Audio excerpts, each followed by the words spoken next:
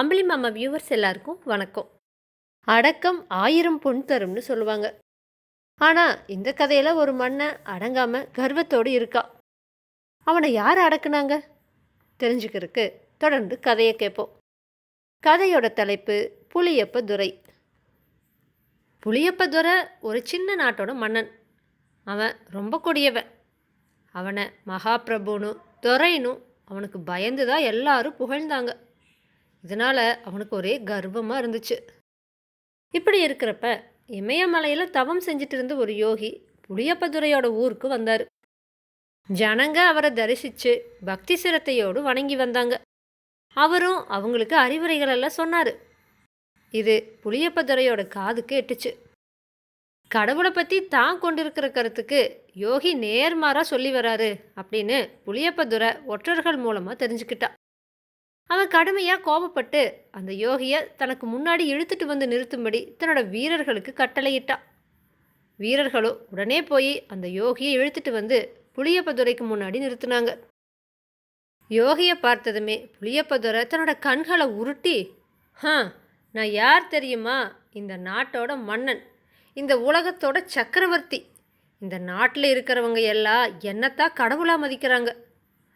அப்படி இருக்கிறப்ப பரதேசி பயலான நீ வேற கடவுள் யாரோ இருக்கிறதா எல்லாருக்கிட்டவும் சொல்லி வரையாமே. இது மன்னிக்கவே முடியாத குற்றம். இதுக்கு ஏற்ற தண்டனை என்ன தெரியுமா?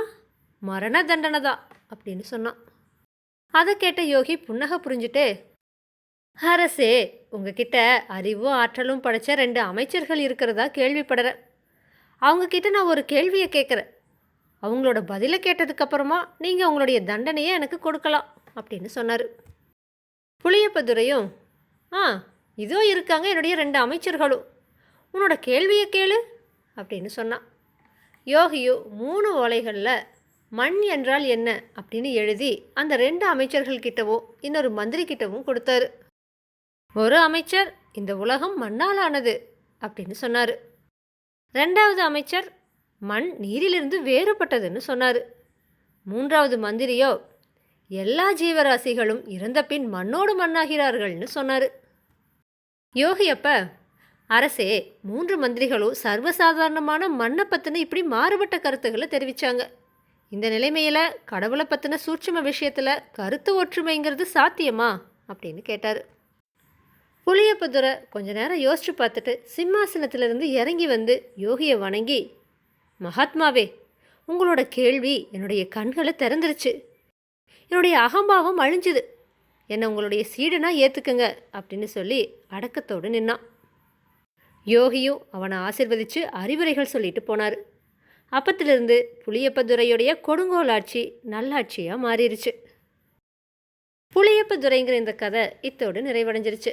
இந்த கதை உங்களுக்கு பிடிச்சிருந்துச்சுன்னா இதுக்கு ஒரு லைக்கை கொடுத்துட்டு மற்றவங்க கூட ஷேர் பண்ணிக்கோங்க.